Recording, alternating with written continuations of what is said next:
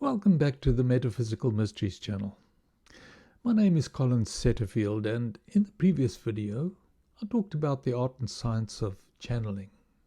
In today's episode I'll tackle the controversial subject of how the pyramids were built, and we'll focus particularly on the pyramids of Giza for the explanation.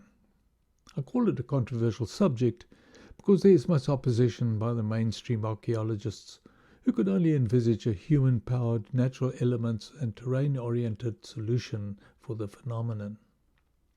Encyclopedia Britannica has this definition. The Egyptians employed a sloping and encircling embankment of brick, earth and sand, which was increased in height and length as the pyramid rose. Stone blocks were hauled up the ramp by means of sledges, rollers and levers.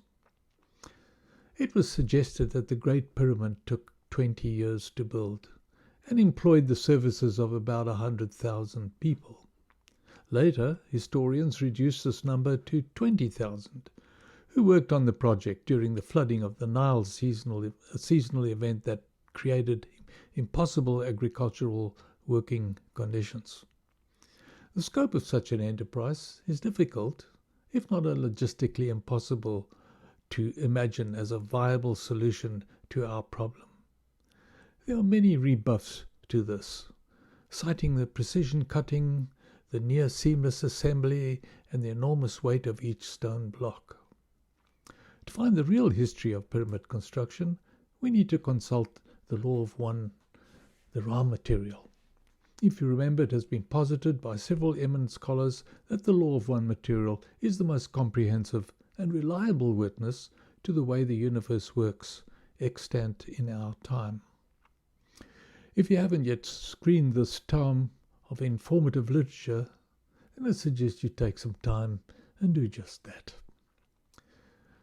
The law of one material was channeled by three people, known as the LL Research Group: physics professor Don Elkins, the questioner, channeler Carla Ruckert, known as the instrument, and author James Allen McCarthy, known as the scribe.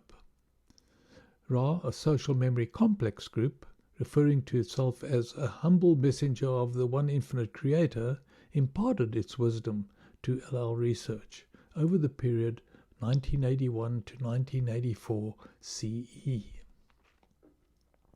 When asked the million-dollar question of how the stone blocks were moved, Ra responded with, "The stones are alive. This is not well understood by your culture." What Ra is referring to here is that the stones exist in the first density and possess the lowest level of consciousness in the octave of densities. The first density is that of awareness. The conscious life forms of the first, second and third densities are all visible to us. When asked by Professor Elkins how the blocks were moved, Ra's answer seems a little complicated. I quote, "Imagine the activity within all that is created. The energy, though finite, is quite large. This energy, intelligent, it is hierarchical, and just as you have a hierarchy of vehicles or bodies, so does each atom of such a material as rock. When one can speak to that intelligence, the finite physical energy of the rock body is put in contact with that infinite energy, which is resident in the more well-tuned higher bodies, be they rock or human. With this connection made, a request may be given. The intelligence of infinite rockness communicates to its physical vehicle or body, and that splitting and moving which is desired is then carried out." Okay, so there we have it. But let's try to understand what Ra has said. Allow me to unravel this a bit. The activity of moving all these monstrously heavy blocks requires a huge amount of energy. The energy we're talking about here is much more than man or mule power. It's in fact intelligent energy. That is, an energy that instinctively knows what to do and how to do it. In this case, intelligent energy needs to move a stone block that weighs many tons. Without going into the physics of the matter, let's just accept that the one infinite creator applies its own form of physics. As Ra puts it in this way: that which is required is accomplished due to the cooperation of the infinite understanding of the Creator indwelling the living rock. And the block is then moved. So the Creator's infinite understanding is, in fact, the force we refer to as intelligent energy. The stone block, however, requires the involvement of another agent to perform this magic trick, and that is someone's desire to have the block moved from one area to another.